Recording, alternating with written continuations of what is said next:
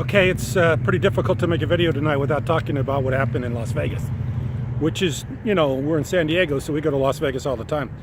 Very, very, very tragic. Extremely tragic. It's hard to even really talk about politics after such a tragedy, but they do. They find a way to talk about it. Sean Hannity was trying to politicize it tonight, and I listened to another guy that talked about how he had predicted something like this was going to happen, how it's actually the communists coming in to take over our guns, and they were going to do this, and this guy was supposed to be one of his followers, and they're going to pin it all on him, and by pinning it all on him, it's going to be a big Second Amendment issue. The one thing I will say about this tragedy is that I thought Donald Trump handled it very well. One time I didn't think he was crazy when he was talking. I thought he did a really good job. I listened to what he had to say. I was waiting for him to say something about, Las Vegas, where I have all my casinos. We have a big golf course in Las Vegas. Or he didn't. He was completely and totally presidential. And he acted like he should act. Which proves to me that Donald Trump can act like a president when he wants to. Today, I thought he acted very presidential. I thought he looked nice. I thought he handled it nicely. And I thought, like I said, one of the few times I've ever watched Trump and didn't think he was crazy. So, congratulations, Donald Trump. I'm not always anti-Trump. So today I wasn't. Today I thought he did it. In fact, if anything, I think today was his finest day as president. And today was Donald Trump's finest day as president. I thought he acted and did everything very well. But how people politicize something like this, I just don't understand. How they want to talk about politics when 59 people got killed. How they want to talk about the Second Amendment when all this happened.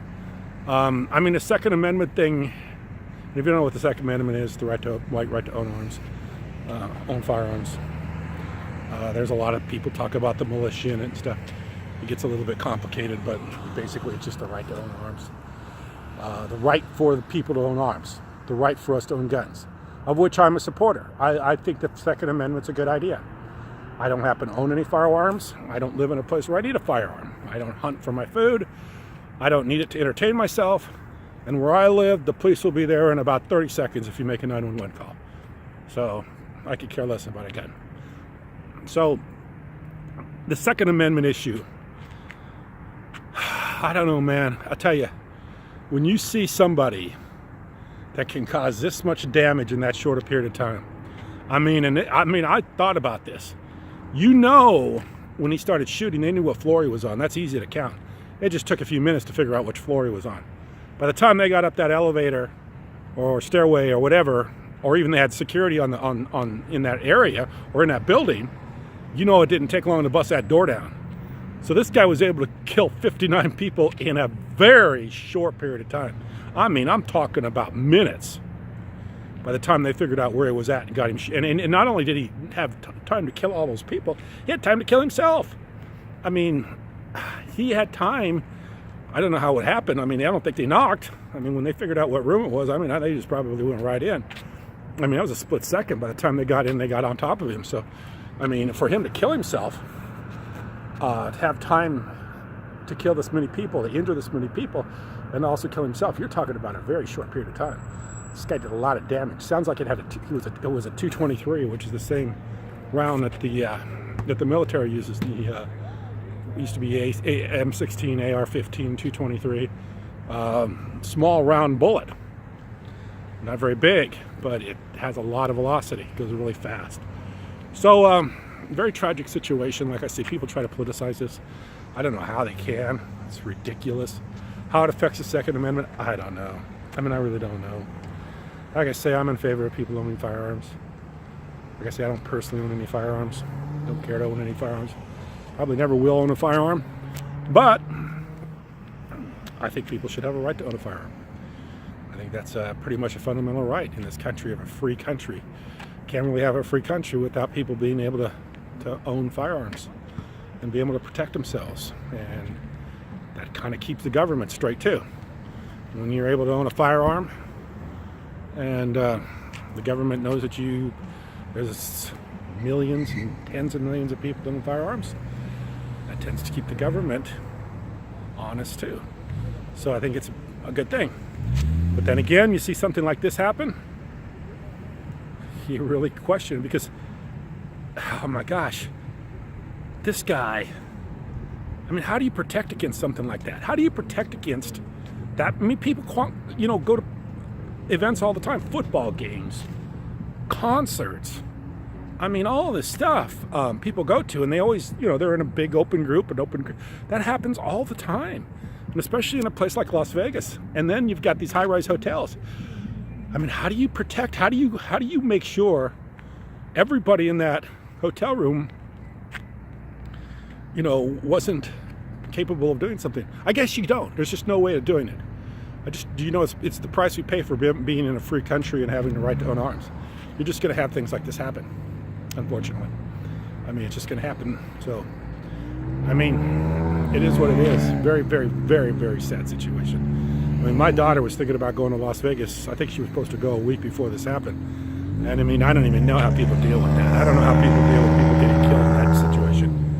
I mean, fathers and mothers losing their daughters and sons and husbands and wives and kids. I mean, it's just fucking horrible. Horrible, horrible situation. I mean, what's really crazy about this guy is he didn't fit the mold. He didn't fit the profile. I mean, he's in his 60s. Seems to be a really, really ordinary guy. I mean, he was an accountant. People are always screaming through this parking lot. He was an accountant.